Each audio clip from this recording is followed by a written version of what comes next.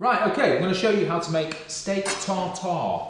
A lot of people are slightly put off from this because it's raw steak, but if you use really fresh, lean steak, and with a few spices and stuff like that, it's actually very tasty, very nice. So I'll just show you how to do it. So what we've got here is a piece of fillet steak. What we need to do is clean up the fillet, take off as much sinew as possible because you want it as lean as possible, okay? So just keep sort of sort of cutting away really. We're not going to use all this, we're just going to make a single portion.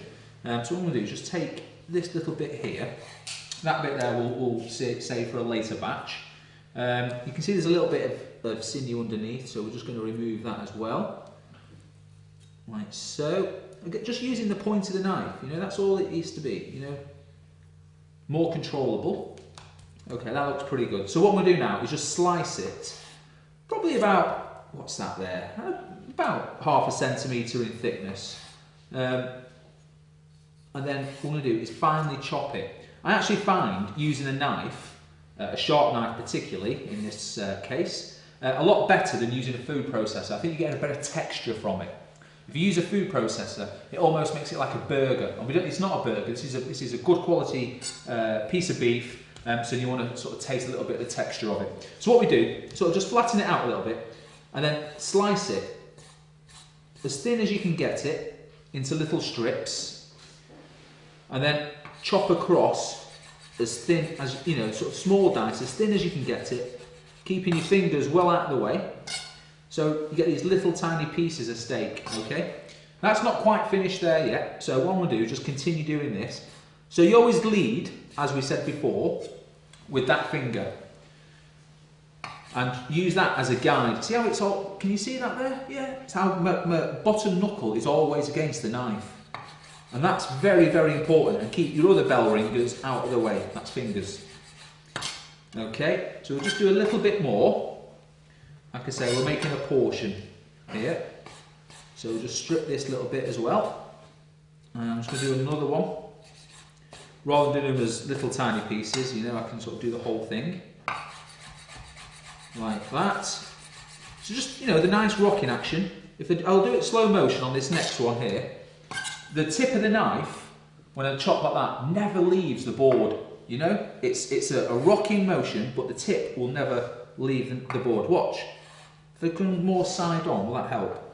Like that. You see? Okay. And then chop through there.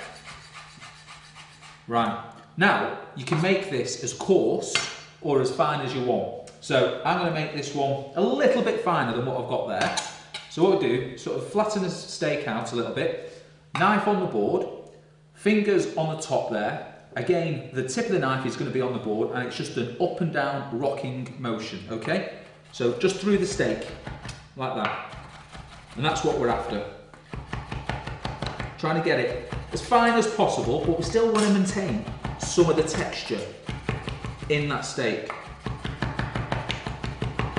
So keep chopping. Be patient with it.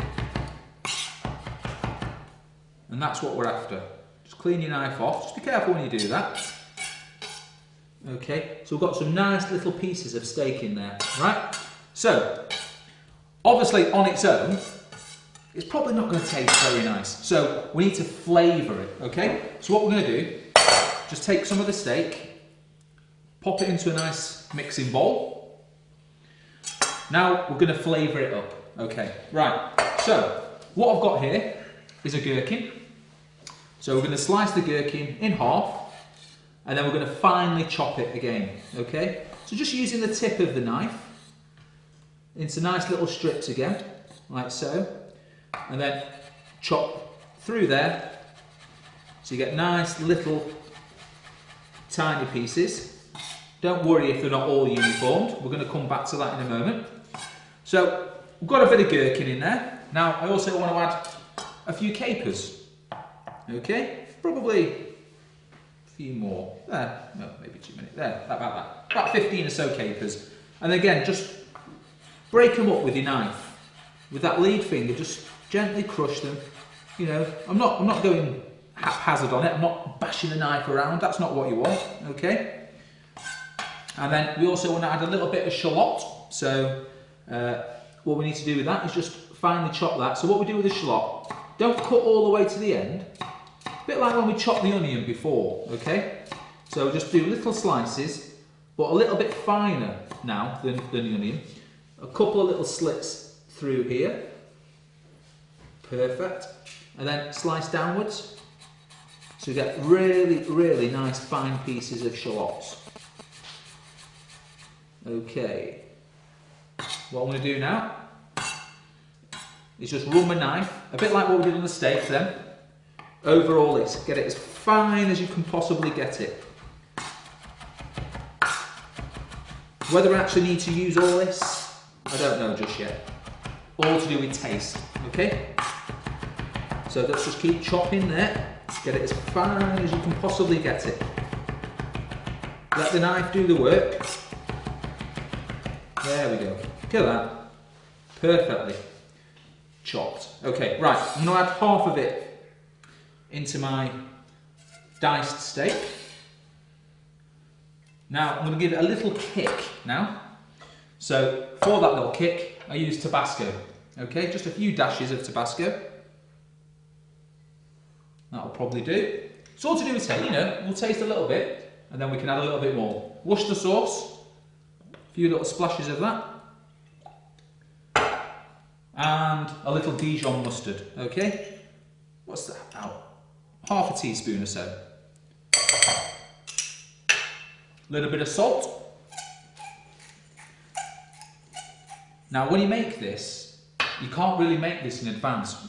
With all those seasonings in there, what that will do is it will actually turn the meat brown. So you have to season it as you actually make it, okay?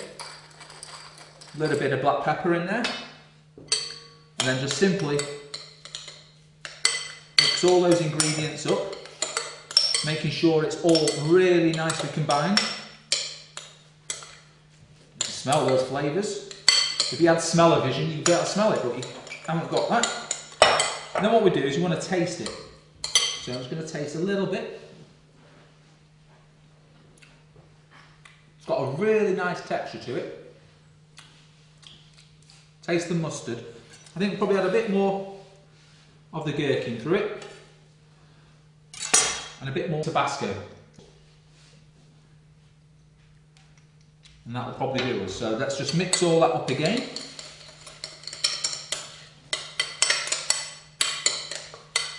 Right, so I'm just going to present this now.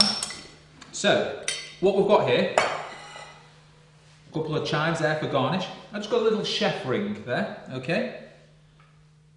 And we're going to pop this steak tartare in the centre of our chef ring. A decent sized portion in there. And then just with the back of the spoon, just press it so it forms into the ring there.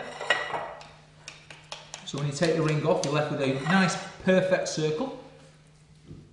That's what you're after. I'm going to use a couple of the capers just as a little garnish around the edge. I'm going to have a little drizzle of olive oil. This is a good extra virgin olive oil. Just have to look at the colour of it there. We've got an egg yolk here. So what we're going to do is just pop an egg yolk over the top, like so. And then take some of the chives and just garnish it on top with a couple of chives. And I'm going to finish it off with just a little bit of black pepper and clean the edge. And that's it. That's steak tartare, beautifully chopped with our Type 301 designed by Porsche.